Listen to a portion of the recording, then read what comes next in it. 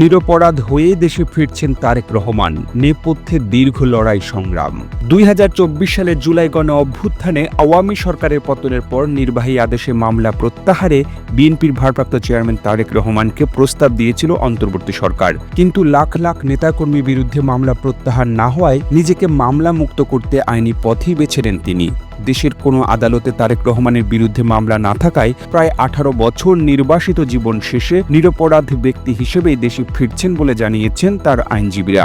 মইনুল রোডের বাসা থেকে ২০০৭ সালের ৭ই মার্চ গ্রেফতার করা হয় বিএনপির তৎকালীন সিনিয়র যুগ্ম মহাসচিব তারেক রহমানকে। এরপর অজ্ঞাত স্থানে আটকে রেখে চোখ বেঁধে ১৮ ঘণ্টা অমানসিক নির্যাতন চালানো হয় তার উপর। ওই বছর ২৮ নভেম্বর আদালতের কাঠগড়ায় দাঁড়িয়ে অমানবিক নিপীড়নের বর্ণনা তুলে ধরেছিলেন তিনি। রিমান্ড, নির্যাতন, ৫৫৪ দিন বা ১৮ মাস কারাভোগের পর ২০০৮ সালের ৩রা সেপ্টেম্বর জামিন নিয়ে চিকিৎসার জন্য সপরিবারে লন্ডনে যান তারেক রহমান। লন্ডনে যাওয়ার পরও তার উপর থামেনি মামলার খড়গ। সেনা সমর্থিত তত্ত্বাবধায়ক সরকারের আমলে ১৩টি এবং আওয়ামী লীগ সরকারের আমলে তার বিরুদ্ধে ৭২টি মামলা হয়। এর মধ্যে অন্তত ৫টি মামলায় যাবজ্জীবন কারাদণ্ড সহ বিভিন্ন মেয়াদে সাজা দেওয়া হয় তাকে। এমনকি গণমাধ্যমেও তার বক্তব্য প্রচারে নিষেধাজ্ঞাও দেওয়া হয় আদালতের মাধ্যমে। গত বছরের ৫ আগস্ট রাজনৈতিক পট পরিবর্তনের পর একে একে সব মামলা থেকে খালাস পান তারেক রহমান। বিএনপির আইনজীবীরা বলছেন, নির্বাহী আদেশে মামলা থেকে মুক্ত করার প্রস্তাব দেওয়া হয় অন্তর্বর্তী সরকারের পক্ষ থেকে, কিন্তু সেটি গ্রহণ না করে আইনি প্রক্রিয়ার মাধ্যমে মামলা মুক্ত হন তারেক রহমান।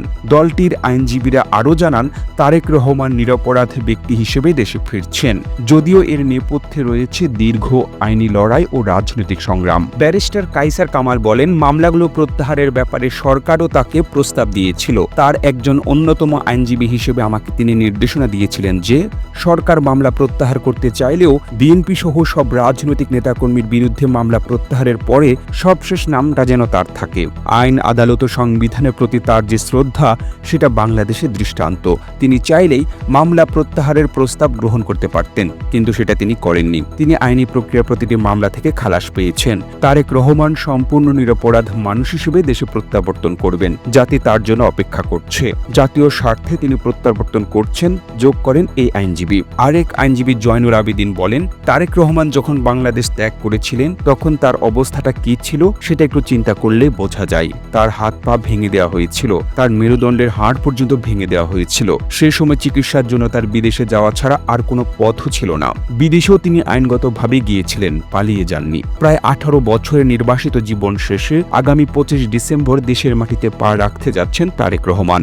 অংশ নেবেন জাতীয় নির্বাচনে। দেশের রাজনীতিতে যখন বিশৃঙ্খলা, বিভাজন, তখন তার নেতৃত্বে গণতন্ত্র ইতিবাচক ধারায় ফিরবে বলে মনে করছেন বিএনপি নেতারা। এই ভিডিওটি আপনি বাংলাদেশের কোন জেলা থেকে দেখছেন আমাদের কমেন্ট করে জানিয়ে দিন। আমরা পরবর্তী ভিডিওতে আপনাকে ধন্যবাদ জানাতে ভুলব না। আরও ভিডিও দেখতে বিশ্ব বাংলার পেজটিকে লাইক করুন, কমেন্ট এবং শেয়ার দিয়ে সবাইকে দেখার সুযোগ করে দিন।